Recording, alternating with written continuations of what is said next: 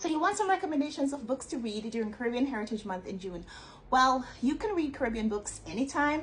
We also have the Caribbean Readathon, which starts on Sunday, June 8th and goes on to Sunday, June 22nd.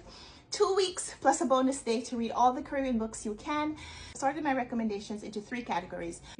First is that the author was born in a Caribbean country and continues to live in the Caribbean whether or not they stay in that same country.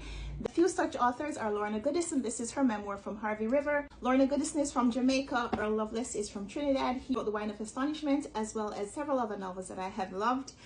How the One-Armed Sister Sweeps Her House is a novel by Sherry Jones. She's from Barbados. Patrick Chamoiseau is from Martinique. He wrote Texaco, as well as Slave Old Men. And we have some authors who were born in a Caribbean country but now live elsewhere, including Monique Roffey, who wrote The Mermaid of Black Conch. She's also the author of Passion Tide, which is going to be the group read for Caribbean, so stay tuned for that one. Kai Miller was born in Jamaica. He wrote this novel, The Same Earth, as well as Augustown. You may know him for that one. Kai Miller is not just a novelist, he's also a poet and an essayist, so look out for his other works. Edwidge Danticat is from Haiti. She wrote The Dewbreaker, as well as lots of other books that I have enjoyed. Anything you pick up from Edwidge Danticat is bound to be a winner. Carol Phillips is from St. Kitts. I think he now divides his time between England and the United States of America. He wrote Crossing the River, as well as a couple of other things that I have read and enjoyed. Karine Getner was raised in Jamaica. I think she lives in Canada now.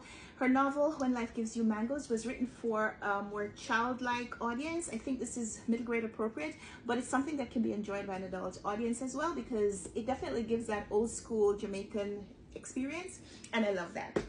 And then, of course, one of the most famous novelists to have come from Jamaica, Marlon James, was born in Jamaica. He now lives in the United States of America.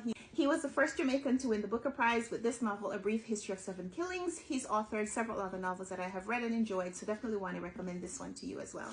Of course, not to exclude anyone from the diaspora, here are some authors who were not necessarily born in the Caribbean themselves, but their parents were, and so they write from that second generation Caribbean experience. Some of those authors are Andrea Levy. She wrote The Long Song. She's also well known for her novel Small Island.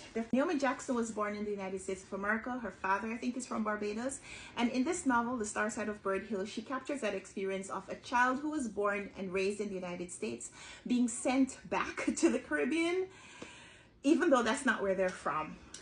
Definitely recommend that one as well. Haiti Lover Lane was written by the Mulite sisters, Maritza and Maika Mulite. Their parents are Haitian, and they write about that second generation immigrant experience in this book, as well as others that I have read from them. Derek Palacio was born in the United States of Cuban ancestry, and he wrote the novel The Mortifications, which I would recommend if you haven't read it already. So 3 distinct categories of Caribbean writers. You can't go wrong if you pick up any of these for Caribbean or anytime.